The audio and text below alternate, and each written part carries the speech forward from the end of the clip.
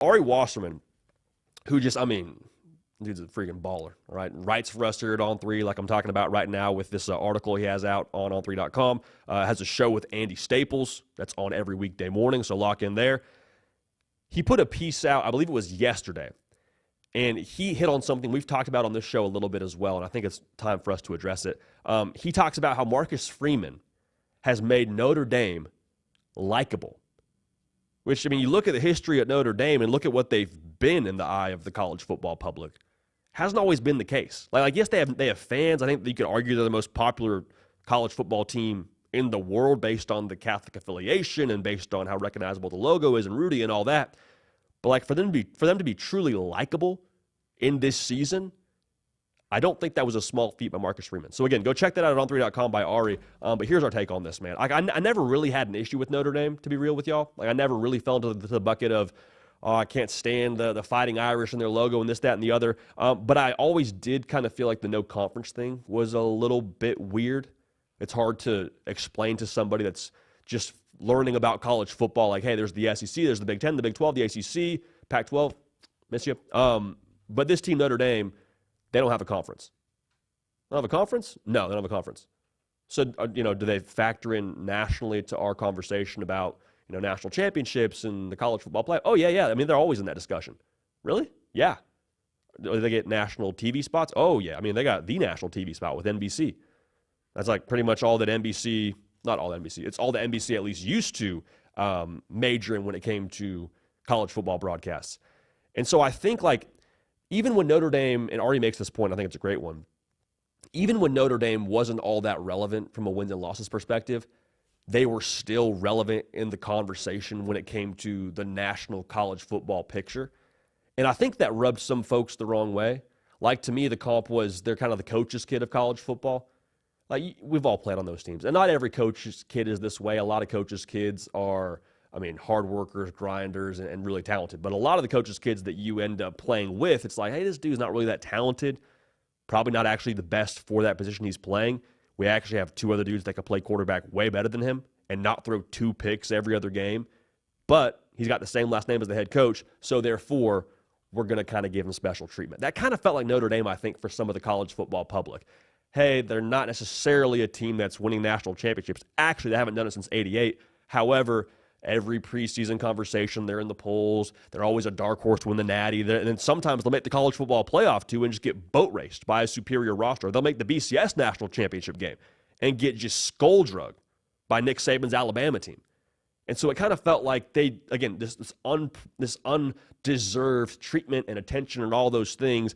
And then also you pair it with, Ari makes this point again, I want to make sure I highlight this. The way that Brian Kelly operates isn't necessarily for everyone. So when he was a head coach of Notre Dame, it kind of fit well into their optics in general, and it just had a weird vibe to it. It had a very easy to dislike sort of vibe when it came to Notre Dame. So that's what Notre Dame was. That's the party Marcus Freeman has taken over when he gets the job. And Marcus Freeman has taken that coach's kid special treatment kind of vibe, and I think he sort of turned Notre Dame into what I would call like this hungry, underdog, scrappy guy that stays after practice and picks up the cones when he's done. Like, that's what I think Notre Dame is. How your coach is perceived says a lot about how I think your program's perceived, and that's pretty straightforward. But like Michigan, when Jim Harbaugh was there, they're kind of quirky, kind of weird, but they're tough sons of guns, man. Like PJ Fleck in Minnesota, what they are right now. Well, frisky, a lot of energy, competitive, intense. Like, that's them. Kirby Smart at Georgia. They're going to be a block and tackling team. Be physical. Downhill. In your face. Like, that's the marketing behind these teams because of who their head coach is. Again, Marcus Freeman, to me, ambitious, got the juice. Caden Smith and I were in the office this morning rewatching the walkout for Notre Dame against Texas A&M. Go watch that and tell me you're not a Marcus Freeman fan. But at the same time, like, extremely humble, deflects praise to his guys, like, very easy to like. In a lot of ways, I think Marcus Freeman and this team kind of personify counter to what culture is telling us a national title team should be like. And I say that in a good way. Like, the culture tells us, hey, it should be me over we. It should be all flash. It should be Instagram posts. It should be all this, that, and the other. And it's like, this is a team that I understand Jeremiah Lev said we want to play Ohio State, so I'll concede that. But for the most part, like, they're confident. They don't really have all that much bravado. For the most part, it's substance. I mean, you got Riley Leonard, who's an industry 3-star quarterback, transferred from a basketball school, who's got you in this national title game. You're dinged up everywhere to add to the underdog vibe that Notre Dame already has. I mean, you got freaking infirmary across both lines of scrimmages all season long. Just keep fighting, keep finding a way. And that paired with the fact that, like, I don't think Notre Dame has this underdog attitude to them in the sense that they're, like, somehow kind of timid or feel like they don't belong. They're super comfortable in their own skin. The Hard Count presented to you today by Axia Time, the official timepiece of the college football playoff and the Heisman Trophy. And y'all have heard me now talking about these watches for a while. They've got some phenomenal designs, especially for the college football playoff. Now, as we head into the national championship game, Axia Time has new designs ready to be released for the winning team. All right, there'll be 3 ultra-custom designs with some surprises, one of those surprises being confetti from the post-game celebration in Atlanta. So, if you're a Notre Dame fan, an Ohio State fan, haven't yet bought one, might want to think about doing that because when you buy it, you'll still be able to lock in your savings and still qualify for the upgrade guarantee that includes all of the bells and whistles and surprises. So check them out at axiatime.com. That's AXIAtime.com and use code HARDCOUNT at checkout to get 10% off your order. And we talked about it in our post-game reaction to the Georgia game. Like Marcus Freeman, post-game, it's easy after you win to be confident and say, wow, you know, proud of our guys, never had a doubt. It's easy to say never had a doubt when it's 000 and you got the higher score. It's a lot harder to do that during the game. You got Holly Rowe in your face or Molly McGrath in your face telling you, hey, what's happening here on 4th down? Like Marcus Freeman, in both those games, in both those spots, every on-field interview during the broadcast, he's like, we're confident. I trust my guys. We're going to keep attacking. We're some savages. Like, that's all we do. That's what we know. That's what we are. Like, let's go. I loved that, man. He was ready for the moment. He never flinched, and this team doesn't flinch either. And I think that's a massive part, too, of why everybody, I say everybody outside of Columbus, has a massive – I mean, there's a lot of people rooting for Notre Dame, a lot more than I think would have been rooting for Notre Dame historically.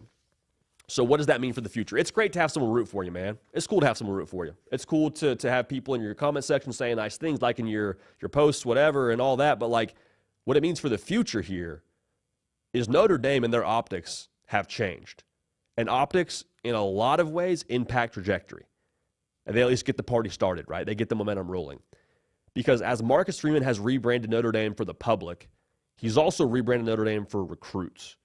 Like, for the most part now, Notre Dame, they've had a couple top 10 classes under Freeman, but not really in that, like, consistently, comfortably top 10 level. And they've had a lot of these dudes that have been committed from other parts of the United States that end up decommitting when it gets closer to signing day. What if that changed? What if this is the straw that breaks that camel's back, the pivot point, whatever you want to talk about? Like, what if this is that for Notre Dame? I think it could be. We said post-Georgia, like, at this point now, if you're Marcus Freeman, where you lost some guys from the southeastern part of the United States, some high-profile recruits. You can go look up, the different guys that have decommitted from Notre Dame over these previous cycles. You can now have a conversation as to, well, why not Notre Dame? Even if they don't win the national championship. After beating Georgia, after beating Penn State, after being in this spot, you can now say, go wherever you want to go.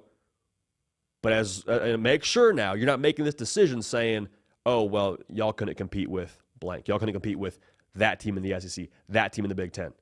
You beat the Big Ten runner-up, and you beat the SEC champ on your way to this national title game. And Katie made a great point, too, as we were talking this through. In some ways now, we'll talk more about the talent gap here in this next segment, but like Ohio State has 10 5-stars. Notre Dame has 0. Notre Dame, in a lot of ways, through this run, we said it before, like, didn't make a ton of sense in every game. They're getting out-rushed in the game against Penn State. Georgia has more talent. They just find a way to win, and in a lot of ways, and I say this in the most, it sounds like a slide, but it's not, in the most positive way possible, Notre Dame has overachieved by playing for a national championship, right? Like, based on the talent level, that is the case. Typically, you see teams overachieve, and then their coach gets a job somewhere else. Like Washington last year. They were quietly stacked with Michael Penix Jr. and him being an NFL guy and Rome Odunze and all the NFL receivers, but like Kalen DeBoer then takes the Alabama job. There was no continuity. There was no carryover to the next year. TCU and Sonny Dykes, like they go on that run and they play for a national championship. Good for them. The next year, nobody's like, okay, TCU is about to be a force here in the Big 12. And I appreciate TCU and what they are, but like that was sort of the conversation. Marcus Freeman is not going anywhere. He's not going to. He has a chance now to take some momentum and build upon it and make it a thing in the future now where Notre Dame's not out-personnelled, where they're not going to have this talent gap of 10 5-stars to 0 in the future. I'd be very surprised if that were the case. So the optics are changed. Notre Dame's more likable, and all of that, to me, correlates to a different trajectory in South Bend, again, because of Marcus Freeman. Program guy through and through.